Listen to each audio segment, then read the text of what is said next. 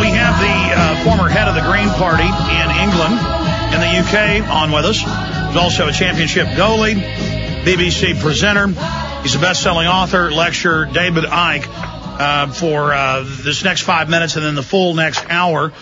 And he's going to be in South Africa coming up in about 5 days, speaking down there. But David, I want to get into the poisoning of the food and water supply, these new viruses that they say will cure stress, that will reprogram the brain so you can't get upset or resist. But you weren't listening earlier, but I want to throw this out at you. From your research, this guy called in, and I shouldn't have got mad at him. I apologize for calling him a punk, but he should apologize for claiming he thinks I'm funded by the oil companies, and I'm not been given 1 cent by oil companies, to point out that the oil companies, the big ones, are promoting the global carbon tax to openly fund their new private world government. From your research, what is the carbon tax about? And, I mean, is it not all over the news that the oil companies are funding the carbon tax?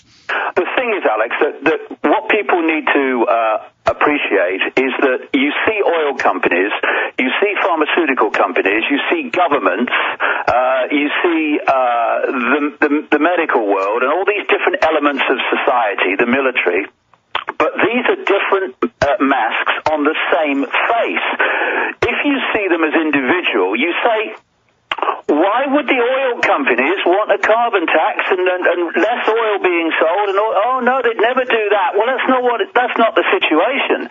They are just an agent of this central global manipulating core. And you've broken that down before, showing how all the major BP, Dutch Rollstel, Exxon Mobil people are also the heads of the Trilateral Commission, Bilderberg Group, Club of Rome, and it's all interwoven. It's just a few hundred people. Exactly.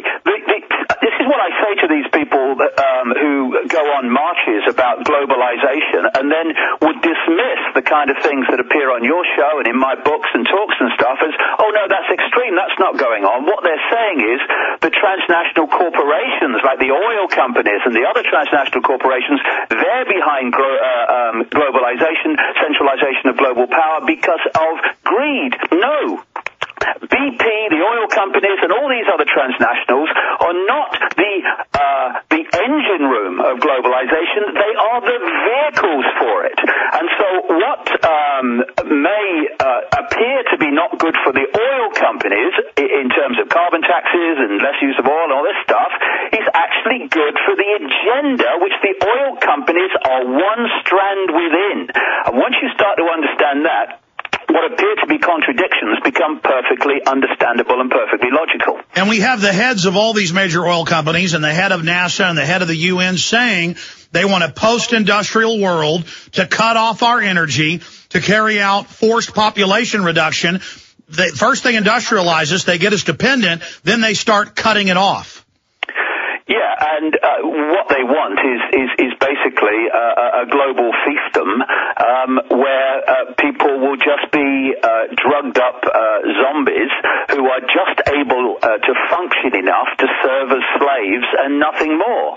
And we're at a point of epoch change here, Alex. It's very, very important. Maybe we could get into this after the news and after the break, because all this stuff you're talking about with the brain-eating nanotechnology and viruses and what's in food and water is specifically designed to destabilize the body computer system, the receiver-transmitter system of the human body, so that it is locked into an area of information decoding, which is a tiny, tiny fraction of the information that is available for us to decode. It's like the wireless internet. You know, if you are in some countries, you can get all over the internet. But if you're in China, it's firewalled off, so you can only get to a fraction of the information. And the brain is an electrochemical computer, and they now admit they want to sterilize us with vaccines, and they want to brain damage us. Stay there. Well, they now admit bisphenol A is making girls as young as 3 go into puberty. Hundreds of thousands at age 7. It's happening in Europe, England, the United States. It's feminizing boys, and now I have Times of London, the Mail, Wired Magazine. Oh, they're going to inject the troops with DNA boosters that block off areas of their brains. Oh, we're going to give the public an anti-stress vaccine so you can't get upset. It's a herpes virus carrying a hormone that then attacks the receptor site so you can never feel those emotions. And they say, because we want to calm you down. And they now admit that that's what the fluoride is about. They're now proposing suddenly, in literally hundreds of newspapers in the last 3 weeks, we've covered it here, lithium needs to be put in the water to calm everyone, a toxic metal antipsychotic. Everything David Icke has talked about, we know this has already been going on from all the studies. Now they're coming out with it. David, are they doing this because they're getting desperate and we've been exposing them, and now they want to take the power of exposure away and just spin it? Well, I think that's part of it. I mean, there's more and more holes that are being sprung in the dike every day of their suppression of understanding and knowledge of what's actually going on. But if you go back many decades, Alex, to 1932, when a book was published by a guy called Aldous Huxley called Brave New World, people have said to me over the years, what's the plan? And I've said, well, just read 2 books to get the feel for it. One, Aldous Huxley's Brave New World. 2, George Orwell's 1984. Now, interestingly, Aldous Huxley was a teacher at Eton College, this elite college that the Royals go to near Windsor Castle. And one of his pupils was a guy called Eric Blair, who later wrote under the name of George Orwell. And they were connected, because you'll know this well, and many other people, to the Fabian Society. And because the Fabian Society, which was the creator of the British Labour Party, of Tony Blair and all the rest of it, because they are a major strand in the web, if you are an inner circle member of that, you have access to the projected agenda for the world going forward a long time. And this allows you to write prophetic novels, apparently novels, from actual understanding of what the game is. And then when we get to where we are now, we look back and we go, that Brave New World and that 1984, my God, they were so accurate. How did they do that? Because they had access to this information. And Let me back you up. I always have to interrupt David because I want to back him up because he just states the facts. I want to give you the proof. David, there is a 1962 hour-long speech he gave at Berkeley. Just Google Aldous Huxley Berkeley speech. You'll hear the audio. And he said in the speech that his pupil was George Orwell. He said that his brother was the head of the UN eugenics program, Julian Huxley. And he said, my pupil is wrong. It will only be 20 or 30%. 1984. The rest is making you love your servitude with chemicals.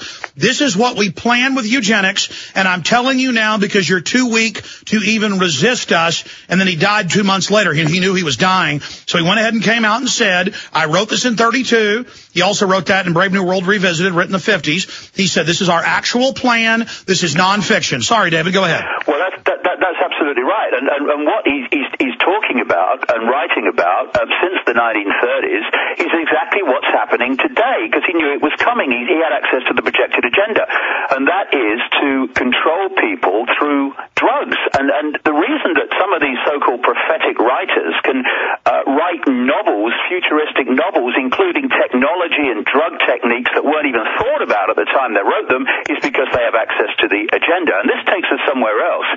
In Brave New World, the theme is that parents no longer bring up children or even give birth to them. They're brought up in state hatcheries, and it's all laboratory birth, basically creating clones for the masses who have no ability to think with any level of intelligence. David, stay there. Got to interrupt you. Long segment coming up. Okay. And now the state calls the family a disease. They admit the plan is to end the family. They're going to have year-round schooling. Then your kids will stay there till nighttime. We'll be right back. Well, the one, the only, David Icke is our guest, the balance of the hour.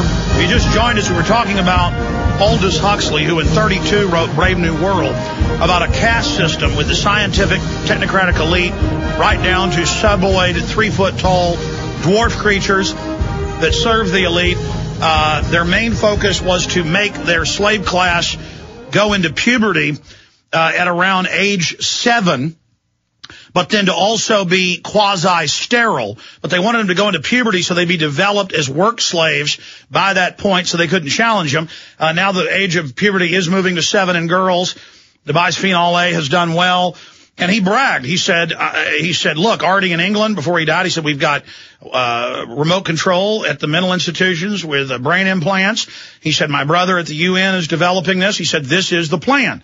And so when you read that science fiction book, it's not science fiction. And again, he wrote a book decades later called Brave New World Revisited, nonfiction, where he just laughs at you and points out that most of us will be killed. David Icke, we're getting into the hatcheries, how they take the babies at birth, how they genetically engineer them in laboratories. That's their plan. And